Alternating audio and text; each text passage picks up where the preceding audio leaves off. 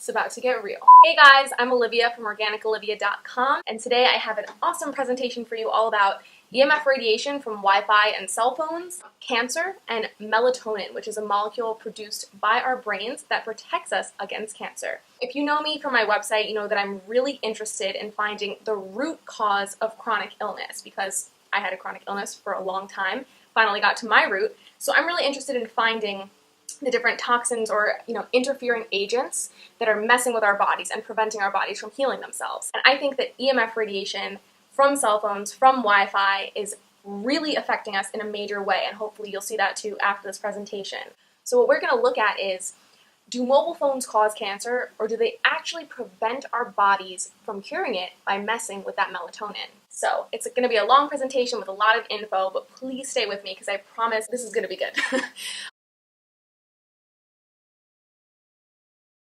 In 1980, fewer than 3% of people had cell phones, and today, almost 100% of people do in developed countries. So that's a really big jump, and a jump that has not been studied long term. Most children who get their first cell phone are around the age of 8, and the cell phone companies have studied radiation quite a bit, and whenever they studied the radiation, they used skull models of military personnel, grown men.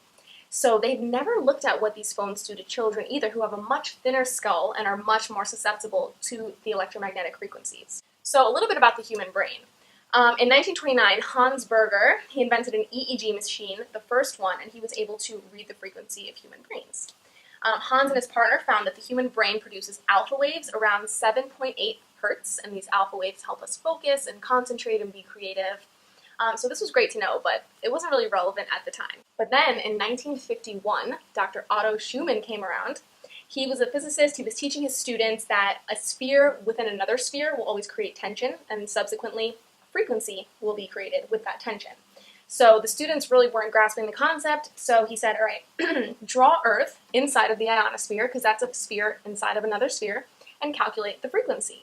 And then he realized that nobody had done that before. So he sat at his desk and he started to calculate it himself while his students were working.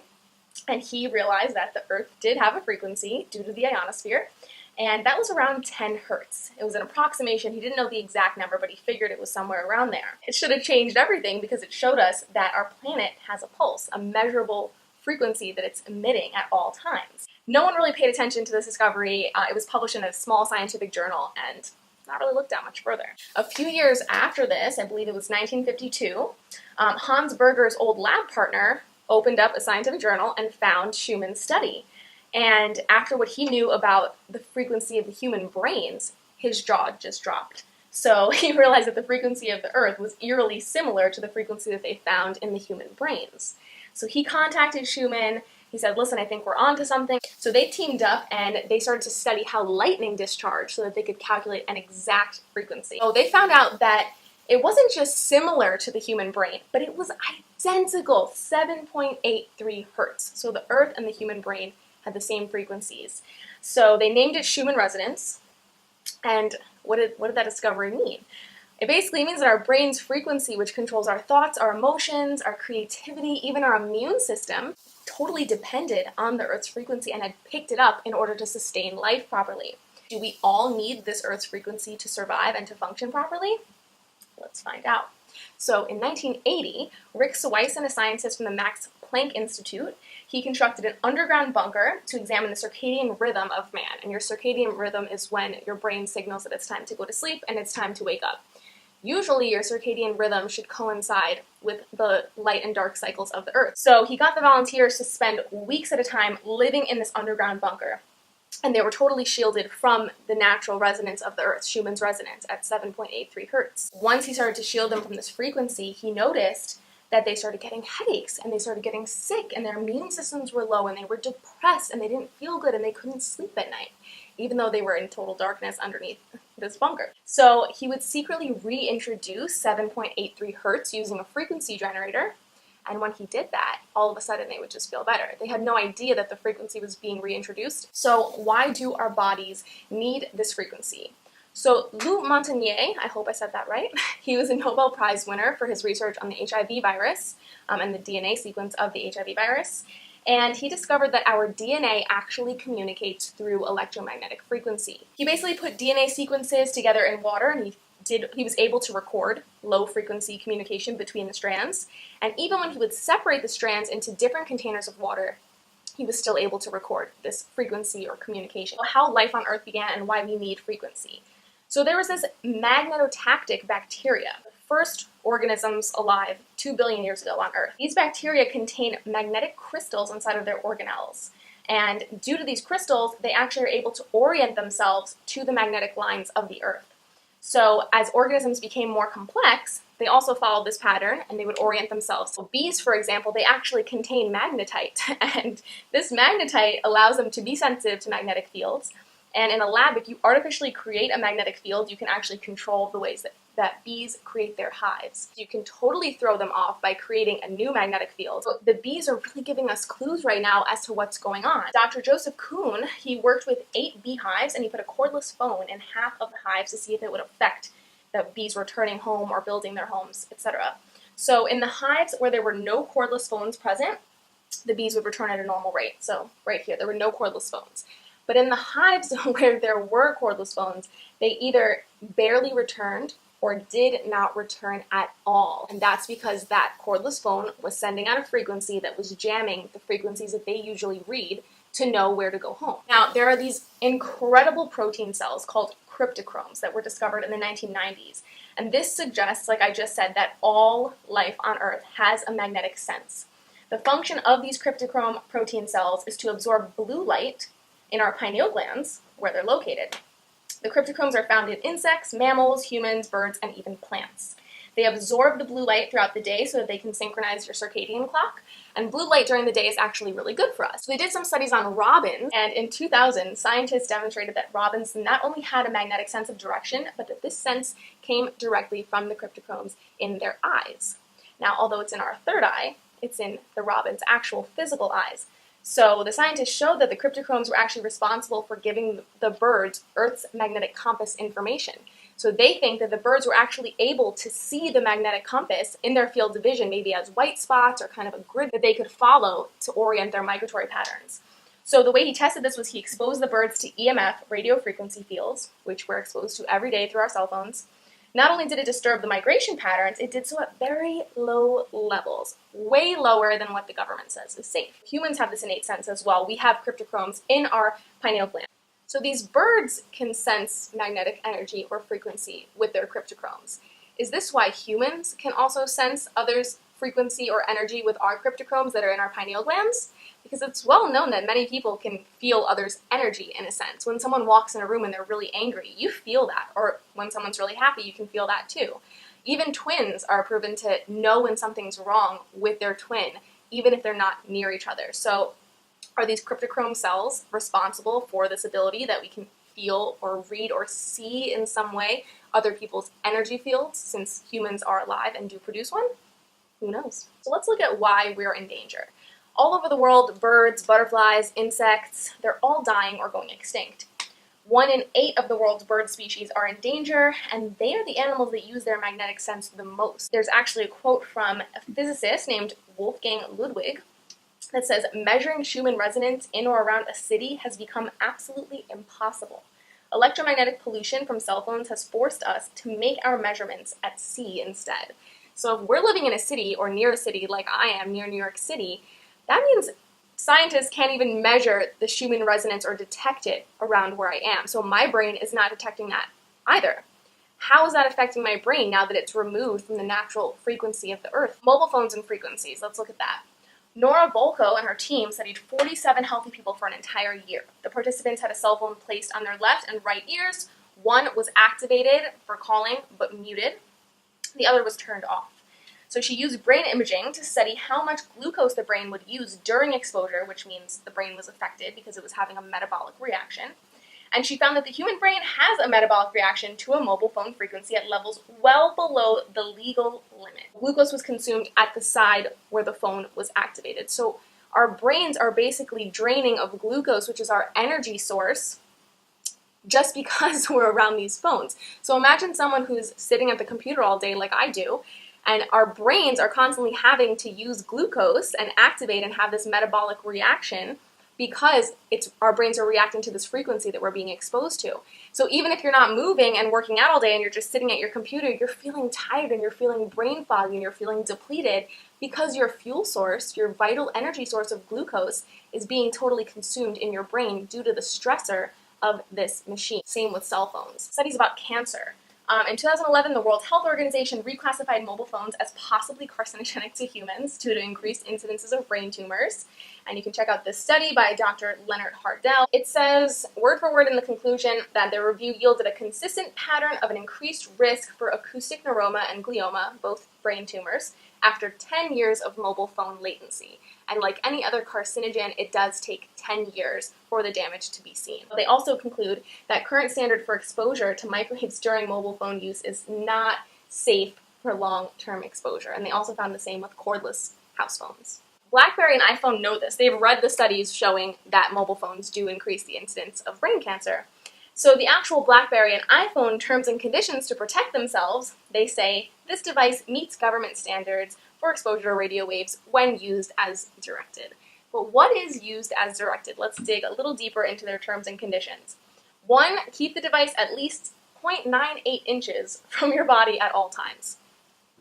How is that possible when you have to hold a phone in your hand directly making contact with your skin? That's not keeping it an inch away from your body at all times. My phone doesn't float. Number 2, keep the device away from the abdomen of pregnant women.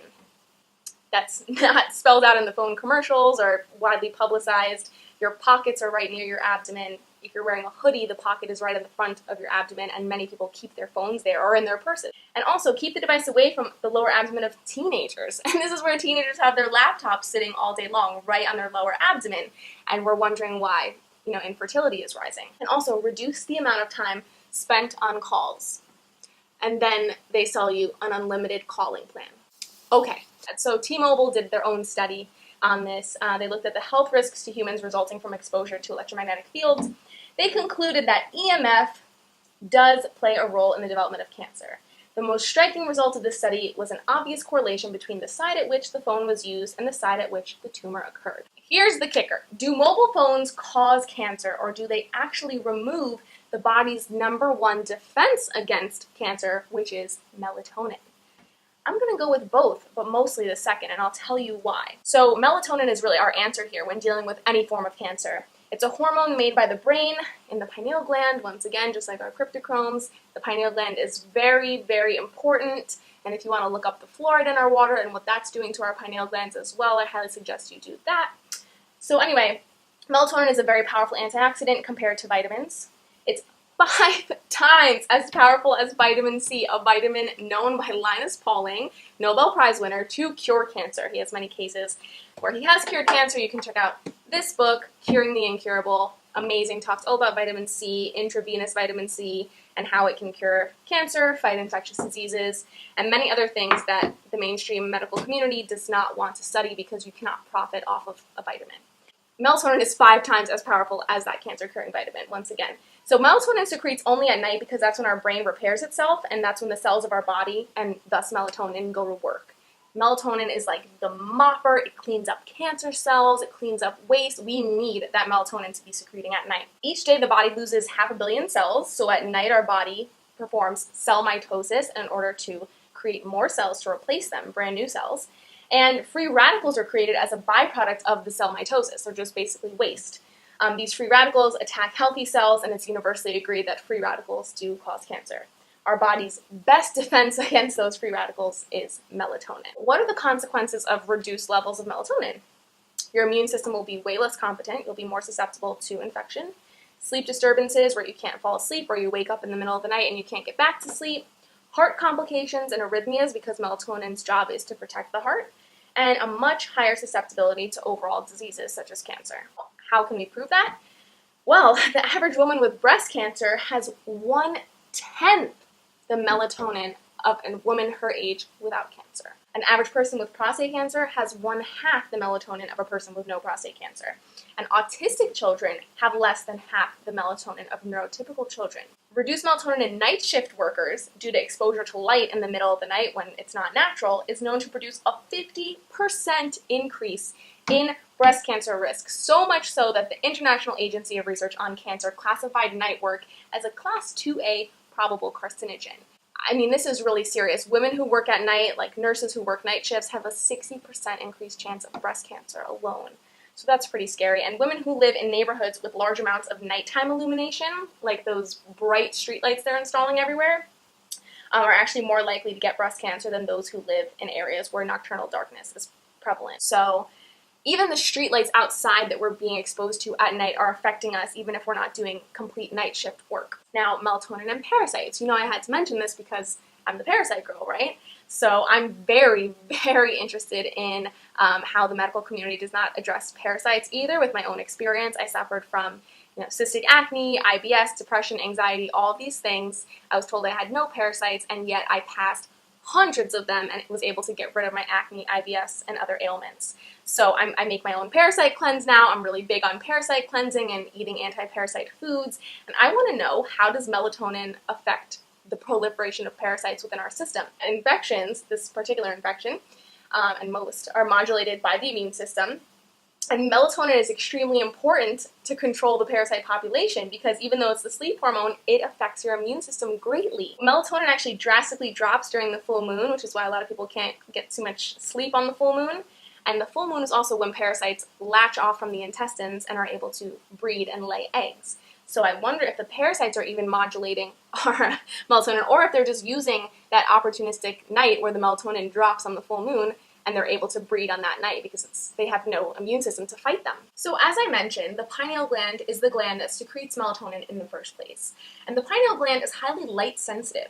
So if the pineal gland senses that there's any light around whatsoever, it knows that there's going to be some serious interference when it tries to send signals from the brain to the cells to actually repair themselves. So if any light is present in the room that you're in, the pineal gland knows that there's no use in sending those repair signals down to the cells. So the brain will actually wait until there's no light whatsoever and it's dark to repair the body.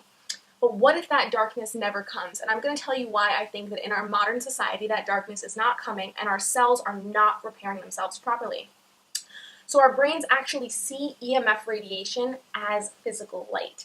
The EMF radiation from a phone, from Wi-Fi, from the computer that's near your bed, whatever it is actually being seen as physical light by the pineal gland. It cannot distinguish between man-made mobile phone frequencies and actual physical light spectrum. So when we have these phones around, these computers around, our brains think that it's never dark and it's not sending out the proper melatonin. And if you guys want to see any studies proving that our pineal gland actually does see EMF as physical light, you can Google any of these titles. They'll be available in the PowerPoint. What is our best bet against cancer? Obviously, that is to increase our melatonin levels. So number one, avoid watching TV or using your computer or phone in the evening at least an hour before going to bed. I would recommend 2 or 3 hours. These devices emit blue light, that light that we need only during the day. At night, we should really only be seeing orange light. That's why the sunset transitions from the blue sky into an orange sky and orange light, and that's why people used to live by candlelight. It's really important that you put the devices down and you read a book before bed or meditate, whatever it is, just don't look at those screens. Make sure that you're getting bright sun exposure regularly. The pineal gland actually only produces melatonin at night in approximation to the contrast of bright sunlight that you get during the day. So if you're just inside the house all day exposed to just darkness or moderate darkness, your brain's not going to say, oh, I had a bunch of blue light in the morning, so I'm going to produce a bunch of melatonin at night. So you want to make sure you get some good sunlight. Sleep in the complete darkness or as close to it as possible. Even the slightest bit of light in your bedroom can affect you. From a clock, maybe your alarm clock has a glow to it that's blue or green or something like that. You don't want to have that in the room. You want to maybe get some blackout shades. That's what I do, and just try to get as much light out of there as possible. Install a low wattage yellow, orange, or red light bulb if you need a source for light. I'm going to talk about the lamp that I use at night in just a second, and these red, orange, or yellow wattages will be fine for the brain because it doesn't see it as blue light. Now, my favorite. As soon as sun sets every night, You may think I'm a dork, but I do wear these $8 construction worker sunglasses, and the construction workers wear this when they do work at night to block the blue light so that they don't get cancer. So I wear this especially if I'm on my phone at night or I have to get something done. I wear these glasses. Orange is basically opposite on the spectrum from blue, so it's going to block the blue light. Also, the pink salt lamp, so this is going to give you a really nice orangey glow. So I actually keep this on in my bathroom so that if I do have to get up to pee, I still have a little bit of a night light, but it's that really dark orangey red light that's not going to mess with my melatonin production and suddenly make it shut off. And actually, salt lamps are known to neutralize the positive ions that are in the air. Negative ions are good for us. They're produced by waterfalls, lightning, things like that, and they help the body to heal. But positive ions are produced by EMF, cell phones, radio frequencies, things like that. So these lamps actually give off some great negative ions that will neutralize those harmful positive ones. Melatonin supplements. So yes, getting melatonin into your body by any means does help because it is such a potent antioxidant. It does have benefits, of course, especially for people who are suffering from complete insomnia, just can't get to sleep. Sleep is important, so if you can't get to sleep, I don't really have a problem with taking a melatonin supplement. But if you're not getting to sleep every night, this is not a long-term thing. You really do not want to become dependent on melatonin because then your brain won't produce its own. So this is not a long-term solution by any means. I have used a melatonin supplement in the past. I have felt benefits, better well-being, more dreams, more energy the next day, even my skin looked better. But I do not take them often. I only take them when I'm jet-lagged or something like that. So once again, it's not a long-term fix. You want to be eating foods that increase melatonin instead and taking all those other steps that I mentioned. So researchers in Thailand found that tropical fruits have significant effects on melatonin production. They gave study subjects a variety of fruits, and then they measured the amount of melatonin circulating in their blood. Bananas, oranges, oats, sweet corn, tart cherries, rice, tomatoes, barley, all excellent at promoting melatonin in your system. I love this sprouted brown rice. There's also a link in this PowerPoint if you want to check it out on Amazon. It's really not expensive. It's sprouted, so it's much easier to digest than regular brown rice. And by sprouting this rice, you're getting a much better bioavailability of the different minerals, like magnesium, which is really calming and helps your brain to produce melatonin. This is my favorite melatonin boosting food. So sometimes I'll have a little bit of rice with dinner 2 hours before I go to sleep, and it really helps me to calm down and wind down before bed. So I hope you guys learned a lot. Make sure that you are turning your phones off at night. Please do not keep them in your rooms. Unplug everything from the outlets. Turn your Wi-Fi off at night. Don't expose yourselves to blue light. Wear these funny glasses. I promise you'll start to really like them, even if they feel weird in the beginning. And just really be mindful of your sleep patterns. And if you are getting deep sleep and going into deep dreams, shut the screens off and sleep in the darkness so that your brain can produce this incredible hormone and fight the cancer that is increasing in our population due to all the mobile phones and the Wi-Fi. Unfortunately, there's a ton of cell towers and Wi-Fi everywhere you go, in every house, and it really is hard on our bodies. And I wish that we could go backwards in a lot of senses, but we can't. So we just have to do what we can to protect ourselves now. Pay attention to your diet, eat these great foods before you go to bed, and just take care of yourself. Be well.